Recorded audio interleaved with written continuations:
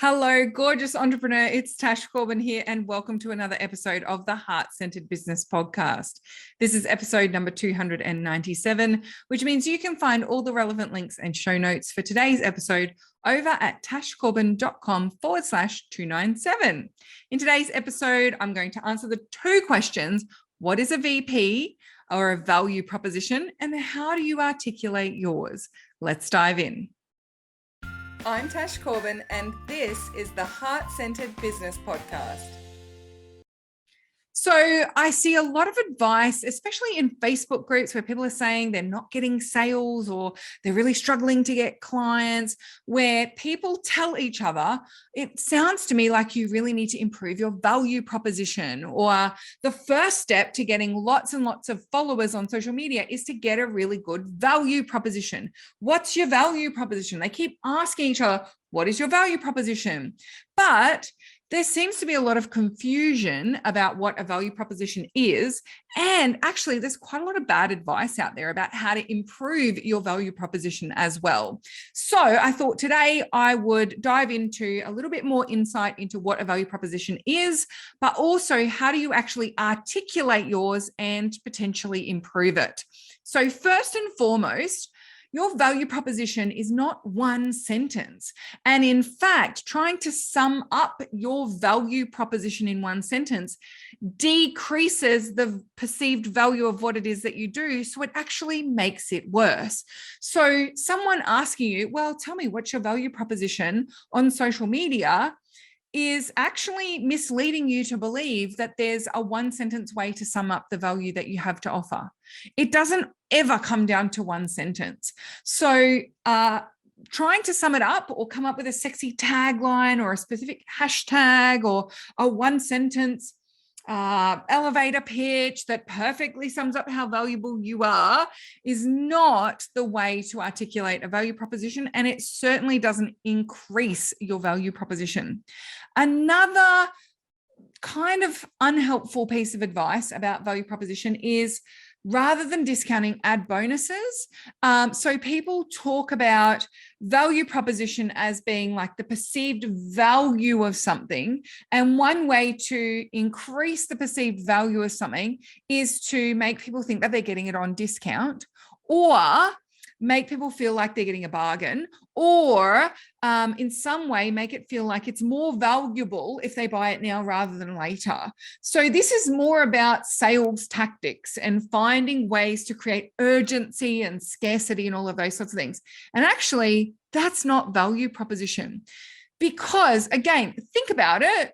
The falsely making something look like it's discounted, sure, that might be a psychological trick, but it doesn't actually increase the value proposition of what you're selling. It's just a trick, right? And when it comes to adding bonuses, for most people, if they are signing up, let's say they're signing up to a 4-session package with you, and over 8 weeks and in 4 sessions, you're going to get them from A to D, and you're going to help them move through this problem. And then you say, if you buy in the next few weeks, I'll give you an extra session for free.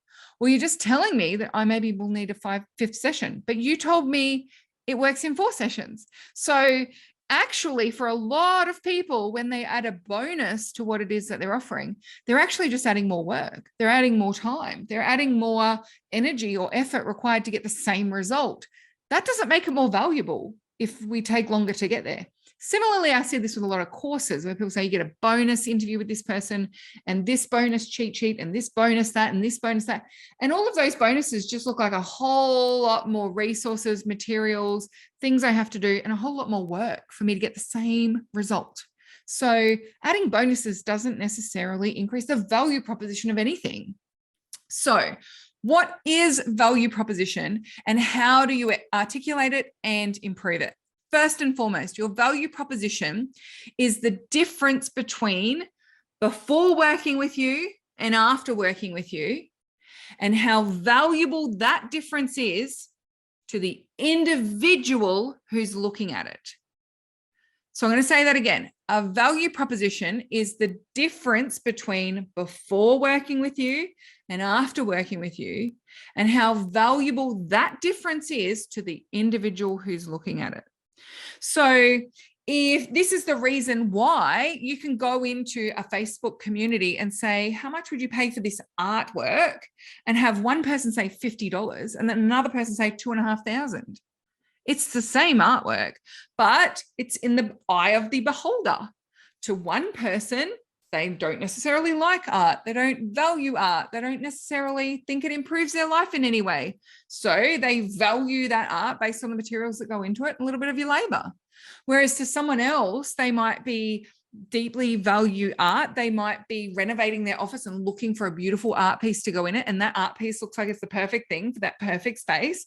So they value that art piece. That doesn't mean each person is wrong, because value proposition has nothing to do with how you perceive the value of your products and services, and everything to do with how your clients or potential clients perceive the value of what it is that you do. So it has nothing to do with what you believe it's worth. And this is where a lot of people get stuck, because they will say things like, but I know how valuable this is to my audience. I know the difference that this will make to people, and I just can't get them to see. And so people solve this by saying, well, I'm only going to work with people who are ready to invest and see the value of my work. But all that is saying is, I don't know how to articulate my value proposition. So I'm only going to work with people who get it without me having to explain it. And that therefore diminishes the percentage of your audience who are ready, willing, and able to buy with you, because you're not doing your part in understanding your value proposition and expressing it in a way that's meaningful to them. And if I said to you, you could change your conversion rate from your mailing list from 0.1% of your audience buy from you to 3% of your audience buy from you by you just nailing your value proposition, or you can keep your conversion rate super low but not have to do that little piece of work, which would you rather? I would rather do the work on the value proposition and take responsibility for ensuring I speak about my work in a way that's valuable to my audience, because that's what having a business and being a marketer is all about. That's what's the difference between someone who has good conversion rates and someone who continuously struggles to get clients, because they're just like, but don't you just get it? I see these people and they're so frustrated. And it's like, I feel like they just want to shake their audience by the shoulders and say, don't you understand how good this is? And I totally understand that frustration, but it's not their fault. It's your responsibility to get good at articulating your value proposition in a way that's meaningful to your audience and valuable to your audience. So lucky for you, I'm going to walk you through the process of how to map this out, not by finding a sexy one-sentence VP, not by picking the perfect tagline, but by doing the work on understanding the value of the before and after. Okay, so first and foremost, I want you to take out a piece of paper or even like a spreadsheet or something where you can make a table, and it needs to have 4 columns. The 4 columns are before, process, after, and why. Before, process, after, why. So what I want you to do is maybe even set a timer to do this, but I want you to go through and I want you to write down for your audience, for your ideal client, what is life like before working with you? And I want you to get it all down in one go. Don't do it as an across thing, like before, process, after, why, before, process, after, why. Don't do one line at a time. I want you to do one column at a time, right? So I want you to go into the before column and I want you to write down all of the signs and all of what life is like, all of the descriptors of before working with you. So let's say you are a feng shui practitioner and you help people to feng shui their office so it's more aligned to attracting money. So before, they're doing all their marketing work, but it just doesn't seem to be resulting in sales. They feel energetically when they sit in their office, it just doesn't feel right. It doesn't feel like it's energized and powerful and magnetic. They might feel like their office is really cluttered. So when they look around their office, it's just full of stuff that doesn't necessarily belong there. Or their office has become a dumping ground, right? So we've got all these signs. Think about what life is like before and get into some of the minutiae and the detail. This is why value proposition is not a one-sentence thing, because you need to be able to explain all the things that add up to there's a problem here. Yeah. So let's say you are someone who helps people with their graphic design and you help them to have a really beautiful, cohesive brand. What is it like before? Whenever they're running a webinar, they have to kind of start from scratch with their slide deck and it just doesn't really look that good. Or everything that they put up on social media feels like it's just been homemade and they wish it looked fancy and had gold foil like someone else's. So you've got all these signs that they are in the before state and you can describe that in detail. Yes? So we want to have lots of different examples and they need to all be examples that one person could experience, right? So we're not looking for this happens or that happens or this happens or that happens. That's just a bunch of different niches. We want to focus on one niche. So it's and. This is what this person experiences and this happens and this happens and this happens. The longer the list, the better. So spend some time really articulating what is life like beforehand. Then I want you to go into the second column and I want you to write out what is the process that you take people through when they work with you.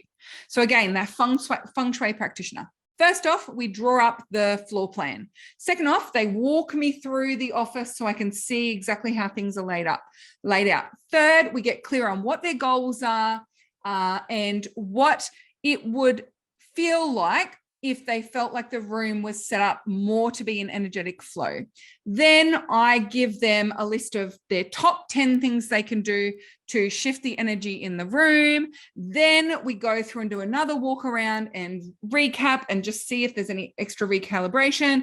And a month later, we do a final check-in and right? So whatever your process is, I totally just made that up off the top of my head, but whatever your step-by-step process is there a logical sequence to the work that you do with people or a general sequence? Of course, everyone's individual and unique. And the reason that they work with you one-on-one is because you can tailor something that's bespoke to their needs, but generally there's some form of process that you're taking them through. And what are those steps? So you map that out. That's your second column. Third column. Now, what is life like after? And again, I want you to map it out in minute detail. So if before the office is used as a dumping ground, after the office is a sacred space, perfectly attuned to magnetizing money and is not used as a dumping ground. Yeah. So I want you to write what is the after. And you can write an after that matches every before, but it doesn't have to line up that way. Just fill in that column with all of the signs. And remember, it's and, not or. Yeah. So this, it looks like this, and it feels like this, and this is happening, and that has changed. So I want you to write down all of the afters. The final column, why? Why is that transformation valuable to your ideal client? So I want you to look holistically at before, process, after, and I want you to write down all the reasons why this shift is valuable to your ideal client. Not why you think it's valuable, but why is it valuable to them? What is the value of going from before to after? And again, I want you to write down all the reasons that you can think of. So now you'll have this amazing table that perfectly articulates the difference between before and after, but also gives you the responsibility for articulating exactly why that is valuable to your niche and your specific audience. Okay, so you are doing an amazing job. This is like miles beyond most people when they're doing their marketing and copywriting, by the way. So a strong VP is on its way to you. Now, a couple of little things I want to say here. Number one, how do you then use this in your business and actually going and speaking to people? There are two ways. One is when you're broadcasting, right? So if you're sharing something or writing something for a broadcast audience, lots of different people in your audience are going to be reading it, then you want to highlight or focus on different parts of that value proposition, different parts of that transformation, and just speak to different areas because different people will value different parts higher and different parts lower. So when you go to write an email to your audience about, and you've got a little promo in there for your VIP package, you don't want to just chuck the whole table in there, right? If you give everyone everything, it doesn't necessarily get to the point quickly, and it doesn't necessarily speak directly to me because it's like all of the things, all of the reasons, and it can start to be a little bit overwhelming. But you might like to select a few key points that you think are really juicy and incorporate that into the way that you craft your offer that goes out to your mailing list. When you're doing a promo of your course on social media, again, pick different pieces to highlight in different promo posts. Do a Facebook Live about the one particular before and after transformation and why so many people in your audience find that valuable. And then you might do another little quick snippet onto like the top 3 reasons why this program is really going to be a game changer, especially if you're in this particular segment, right? Or this particular situation is happening to you. So you find different parts of that copy to include in different pieces of content that go out into your audience. And when it all adds up, it's this epic ecosystem of messaging that just articulates the value of working with you so strongly. It's a really big transformation to achieve. Okay, and then the other time where you're going to really be focused on value proposition is when you're having a conversation with someone one-to-one about working with you, right? This is where VP comes into its own, because if you can speak to someone, a hot lead, about working with you in a way that's really valuable to them, and the value proposition for them is really big, then they're more likely to convert. They're more likely to buy from you. So the most important thing you can do when you're speaking to someone one-to-one is to qualify, ask questions about, well, why is it that this is important to you? What are you hoping to achieve? How has this shown up for you in the past, so that you know what parts of your value proposition they are going to be more resonant with, and you can emphasize that part of your value proposition with that specific person. So if they don't use their office as a dumping ground, and that doesn't necessarily something that shows up for them, they haven't mentioned that when you're talking to them and asking them questions, then you don't need to focus on that, right? Or what ends up happening for me is I know my niche and my audience so well that I can speak to what's going on for them in the before column without them ever having to have said it. This is where people say to me all the time, Tash, have you been peeking in my windows again? Because I've got to know their lived experience so deeply that I can tell just by some of the things that they say about their business, I will be able to speak to a specific experience that they've had because I know them so well. So the more you get to know your audience, the more you can speak to that lived experience effectively. And the more you qualify and ask questions and get to know the individual in that sales conversation, the more that you can tailor the parts of your value proposition that you focus on to be able to speak to what it is that they're looking for. So it's a really juicy tool, isn't it? I mean, realistically, this is the juicy stuff that's in the Takeoff program that really helps people to go from throwing spaghetti at the wall and trying to throw out content that people are going to be interested in, to really narrowing in and being strategic with the way that they talk about their work. So hopefully you've found this particularly valuable today. A couple of quick things that I find with value proposition. Number one, if you do find yourself saying X or Y or Z, right? Like it's this or it's this or it's this, then chances are you're unniched. Make sure you go and check out that Nail Your Niche training, which is at tashcorbin.com/297 with today's show notes. I'll make sure that it's linked up there for you. And then the second thing that I find that happens quite a lot is people are worried about over promising in the after column, right? So they talk about things in the before column. They're quite happy to speak to the lived experience that their audience has, but then they don't want to guarantee all of these things that might happen afterwards to their audience. So there are two things I want to say to that. Number one, your after column should be based on what would you reasonably expect most of your clients to achieve if they did the work in the process column, right? So if people worked with you and they went through that process with you, what would it be reasonable to expect is a result of completing that work with you for most people? It doesn't have to be guaranteed for every person, but for most people, like what can you reasonably expect that they will achieve out of it? And if you're not comfortable with how that sounds, if it's not good enough, then you need to refine your process and build your skills and get clear on, well, what is that process that's going to get them big results that I would be happy to speak to? And also if there's one place in all of the world where I want you to really own the outcome that you help people to achieve, it's in your value proposition document. So if you can't speak to the after with confidence in your value proposition document that you don't have to share with anyone, like no one's going to be checking your homework here. If you can't even talk about what the big outcomes are that you can help people to achieve, how on earth is your audience supposed to figure it out? So I want to give you a giant permission slip, actually, to really go there. And if in writing it down, you feel really uncomfortable and you think, well, I don't really want to promise that because unless people A, B, C, and D, and they get it perfect, and then this happens and this happens, then they're not necessarily going to achieve that. Well, you get to then decide, well, am I going to help them to make sure that they do those things? Or do I need to dial back what it is that I'm thinking I'm going to achieve in terms of this transformation? So give yourself that freedom. Another big thing that happened for me was I redid the value proposition of the Takeoff program a little while ago. It was late 2020.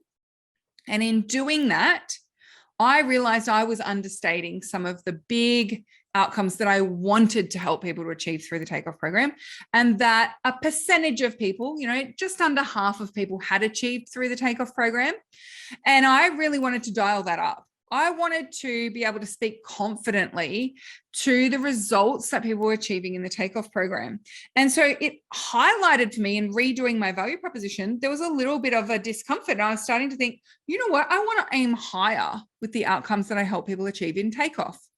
And so I wrote in the value proposition in the after column, making consistent 10K months, because that's what I want to help people to achieve.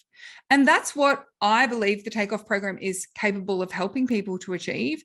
And, just under half of the people who had completed the Takeoff program at that point in time had come close to that in Takeoff or shortly thereafter. And so I was like, but I don't feel comfortable saying that. And so I really questioned it. Why am I feeling uncomfortable about writing this in the after? And it was because this was a new stretch. When I first created the Takeoff program, I was helping people get their first clients. That's what I wanted the Takeoff program to do. And then in the second version of the Takeoff program, I was helping people get consistent clients. That's what I help people to do. And then in the next version of the Takeoff program, it was consistent, $5,000 months, consistent 3 to 4 VIP sales a month. But I never felt comfortable with a dollar figure, like really going there with a dollar figure. And what it highlighted to me was that Takeoff needed a new version, that I needed, with the number of students that were coming into the Takeoff program, to feel confident in the program's ability to deliver that outcome. I needed to make the program a little more comprehensive than it had been, because in the past, Takeoff had fewer students and a lot more hand-holding with me individually to get them that result. It wasn't just the modules that got them there, or the process in the modules. It was a combination of the modules and some very tailored, very high-touch mentoring that got them the result. And the more students that came into the Takeoff program, the more I was relying on the module part of Takeoff to move people through that process, and the less those modules stood up to the scrutiny of being able to do that without as much hand-holding. And so that is where the huge rework of the Takeoff program happened in 2021, because I wanted to feel that congruence, and I wanted to see in the after column consistent 10K months and feel like, yeah, that's what we're doing. And so it's a really good litmus test for your belief in your process, but also your process potentially needing to be scaled up to meet the value proposition that you want to promise to your audience. So, just a little juicy little snippet and conversation for us to have at the end of this episode. So that does bring us to the end of this episode. And I do want to say, if you've got any follow-up questions or comments about this, come and find me on socials. Let's keep talking about it. And I would really love to know from you as well, like, Is there an aha that you've had as a result of this? Do you have any follow-up questions? So we are going to make this the new pinned pod in the Heart-Centered Soul-Driven Entrepreneurs group. So if you come over to Heart-Centered Group, you'll see in the announcements, in the pinned post section, in the announcements, episode number 297. And I want to know from you in the chat box, in the comments, what is your takeaway from this? Has this really helped you with your value proposition? Do you have any follow-up questions? What are the light bulbs being? Let's have a conversation about this because it is a really juicy topic. All right, lovely people. Until next time, I cannot wait to see you shine. Thank you so much for listening to this episode of the Heart-Centered Business Podcast. I'll see you next week. Bye for now. Would you like more tips, tools, and resources to help you grow your heart-centered business? Head to tashcorbin.com today.